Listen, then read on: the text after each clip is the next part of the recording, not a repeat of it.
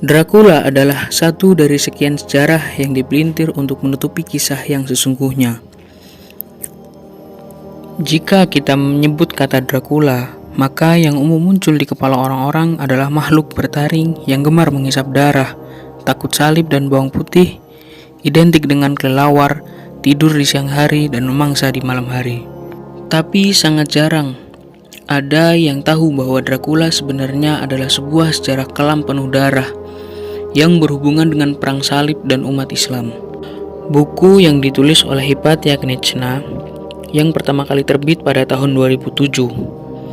Buku ini merupakan buku sejarah yang menguak asal-usul kehidupan dan kekejaman seorang yang telah membantai umat Islam dalam perang salib, yaitu Dracula. Perang salib membawa kemajuan bagi masyarakat Eropa. Pada masa itu, Eropa yang berada dalam zaman kegelapan mendapatkan cahaya benderang dari peradaban Islam. Orang-orang mulai belajar berbagai macam ilmu pengetahuan. Pada rentang abad 10 hingga 15, peradaban Islam sangatlah maju. Salah satu mercusuarnya adalah Cordoba, sekarang menjadi Spanyol. Saat itu, perpustakaan-perpustakaan di Cordoba adalah tempat berkumpulnya para intelektual Islam. Namun sayang, kebencian dan permusuhan terhadap Islam sangatlah besar. Luka akibat kekalahan perang salib masih membekas di hati orang Barat. Barat kemudian berusaha mengaburkan sejarah dan menampakkan seolah-olah Islam adalah agama yang hanya ditegakkan dengan pedang dan kekerasan. Tidak mengherankan jika saat ini umat Islam digambarkan sebagai kaum teroris. Selama ini sosok Dracula hanya dianggap imajinasi Bram Stoker dalam novelnya, makhluk yang berada antara ada dan tiada. Padahal, sejarah hidup Dracula adalah kisah banjir darah yang belum ada tandingannya hingga saat ini. Dan semua itu tak bisa dipisahkan dengan perang salib serta jatuhnya Konstantinopel ke tangan kerajaan Turki Utsmani. Ayah Dracula bernama Vlad II. Nama aslinya adalah Basarab. Basarab kemudian bergabung dengan kerajaan Hongaria dan direkrut sebagai pasukan elit garda depan perang salib. Tahun 1431, istri Basarab mengandung anak kedua mereka. Mereka kemudian pindah ke Transilvania, tepatnya di benteng Sigiswara. Di tempat inilah istri Basarab melahirkan anak keduanya, Dracula. Vlad III atau Vlad Tepes, nama asli Dracula, dilahirkan pada bulan November atau Desember 1430 Masehi. Asal-usul kata Dracula adalah karena ayahnya, Vlad II, merupakan anggota Orde Naga dan selalu membawa lencana orde tersebut kemana-mana.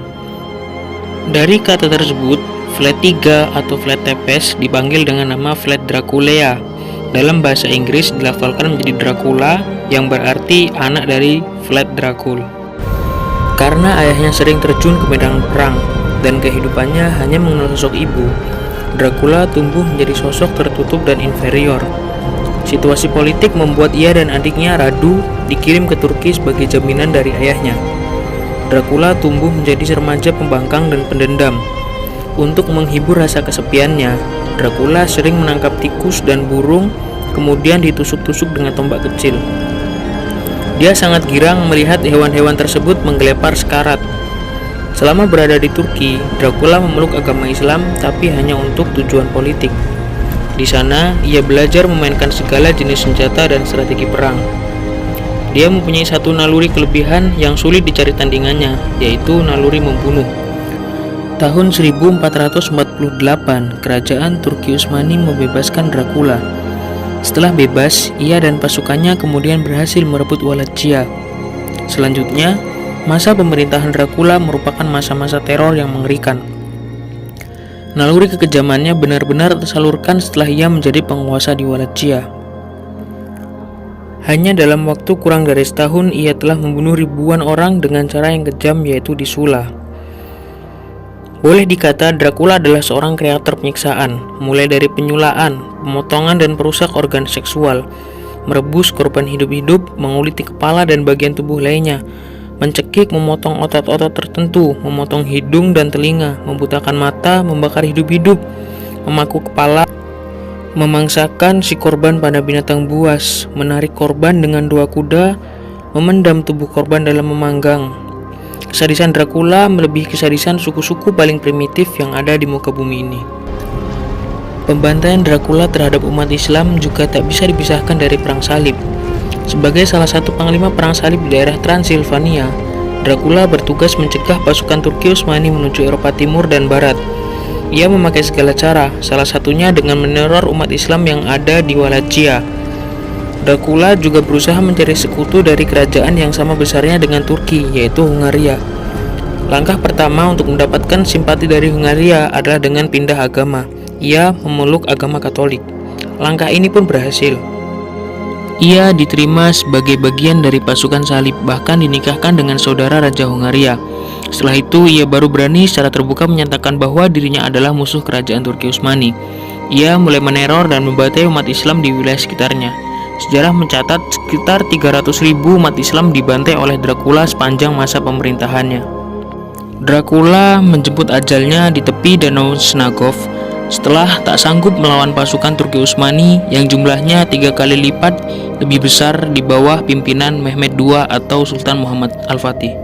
Namun kekejaman Dracula tidak pernah terungkap secara terbuka karena pembantaian Dracula terhadap umat Islam tidak bisa lepas dari Perang Salib.